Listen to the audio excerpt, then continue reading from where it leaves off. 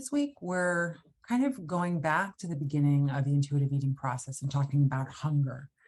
And it's important, even as we're shifting our allegiance to our internal experience of eating and moving and our emotions, to understand some external wisdom. So understanding the physiology of hunger can actually support us to connect with the internal signals that we're getting from our own bodies. And what's important to understand, there's a couple of things that are important to understand about the physiology of hunger.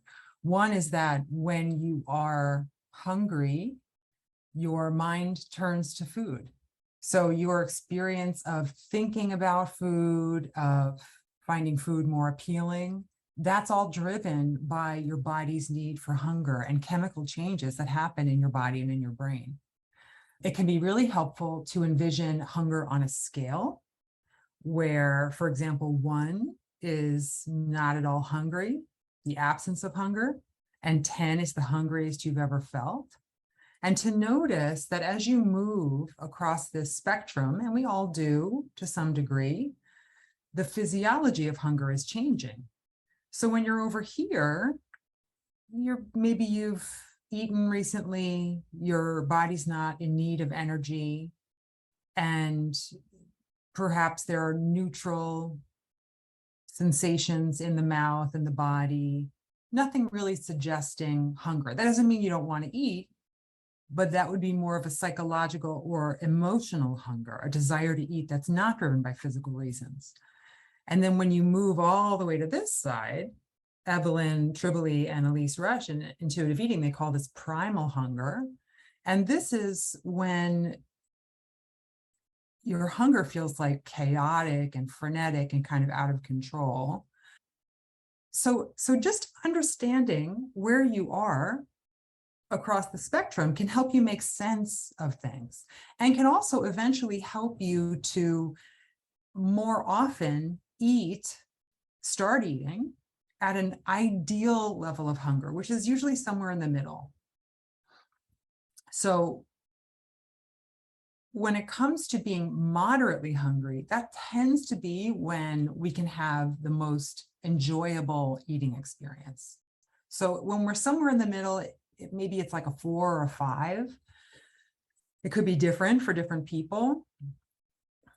We're more likely to have a mindful eating experience. We're more likely to know what we're hungry for, to kind of contact internally, to just ask ourselves, what am I in the mood for? And to be able to hear a clear answer. Not all the time, but most of the time, much of the time. We're more likely to be able to eat at a pace that's compatible with enjoyment, right? We can eat in a way that allows us to notice the tastes and textures and temperatures and sensations of eating. We're more likely to be able to notice fullness as it's emerging. And that allows us to stop at a degree of comfortable fullness, whatever we deem to be enough. And I envision fullness and hunger on different scales.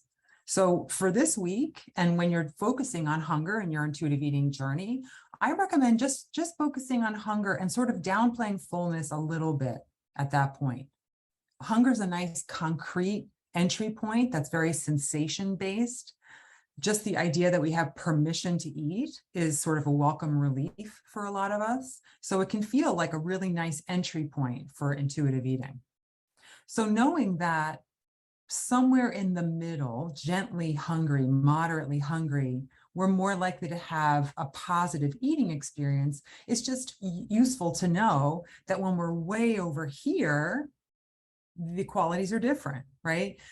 Our physiology is driving us to just get food in. So we might not know what we're hungry for. We might eat very fast. We might miss out on the sensory experience of eating. We might bypass comfortable fullness. In some people, this is when eating can easily turn into a binge and then just feels like that runaway train is taken over. So just like I said, like we all move through this scale, through this spectrum over the course of our days and our lives, I think it's good to avoid getting way over here.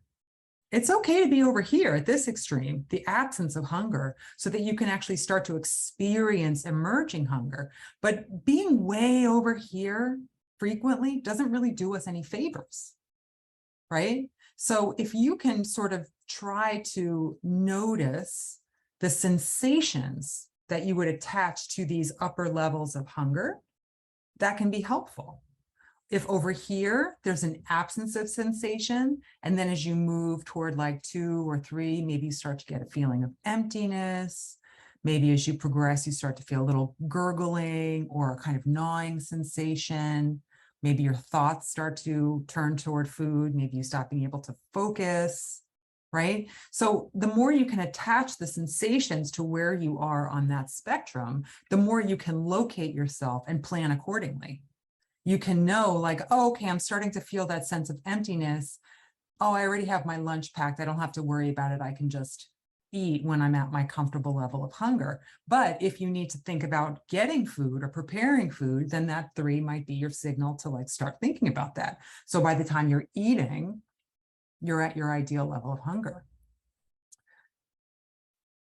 Sometimes when people don't respond to their hunger until it's like up at the 7 or 8 level, it can be really difficult because then there's a panicked experience of eating whatever's available or ordering something or ordering too much of something, eating something that normally, you know, if you were in this middle ground might not appeal to you, but when you're way over here because you just need glucose at that point, it's suddenly appealing. So in the middle is kind of where you're most likely to have that enjoyable experience. Over here, it's worth avoiding, but when you just can't, just be really compassionate, be really gentle with yourself, and know that it happens to all of us. Sometimes we get really hungry. And as much as you can, when you end up over here, try to remind yourself, okay, this is my body working to protect me, and I'll just pay as much attention as I can. But, you know, whatever happens, it makes sense physiologically, and I'll try to learn from this and eat when I'm closer to my ideal level of hunger. The last thing I'll say about hunger is that when you're in this middle ground of hunger, because it's a less urgent eating experience, you can start to have this really interesting experience of the taste of the food changing as you continue to eat. So this is the sort of real-time experience of your body becoming satisfied. Its energy needs are being met and signals are being sent to the brain that the drive to eat is diminishing, right? Which can be sad, right? We'll talk about that more when we talk about fullness and satisfaction. It can be sad when it's time to stop eating, but it's also really important information. And I always say to people not to rush this, like let that awareness come about by prioritizing eating at that moderate level of hunger as much as you can, because the more you practice doing that, the more you'll have those data of what happens in your eating experience, because you're able to be more mindful as you continue to eat. When you're over here, there's very little chance of being able to notice that. It's just not the most important information for your brain to receive. So it's really difficult. Over here, when you're not very hungry at all, you don't have the same sort of relative change in hunger to have that type of experience. So there's lots of different reasons to prioritize eating at that comfortable, gentle, moderate level of hunger. So maybe for this week, if you're interested in experimenting with this, write out the numbers 1 through 10 on a piece of paper. Start describing the sensations, maybe over here first, because those are probably memorable sensations of extreme hunger, the 10, the primal hunger. What does that feel like in your body? And then what does the opposite extreme feel like? What does the absence of hunger feel like? What is the absence of sensation, a sensation in itself? And then gradually kind of fill in the blanks until you get somewhere around the middle, and notice what that gently hungry experience feels like in your body. And with that information, start to prioritize eating at that sweet spot. Notice what your eating experience is like when you are able to do that. How fast do you eat? How clear are you about what you're hungry for? How aware are you of the sensations of eating? How satisfying of an eating experience do you tend to have? What degree of fullness do you tend to eat to? Right? So these are just useful questions to be asking yourself all the time. And I know that some of you experience distress at the level, the number of thoughts about food and eating. But remember, the more we practice this, the more the level of distress comes down. And the more these questions, this stuff that you're noticing just becomes a form of self-care, a form of taking care of yourself, working with your body to protect yourself. So would love to hear your experiences working with this, and I hope this is helpful.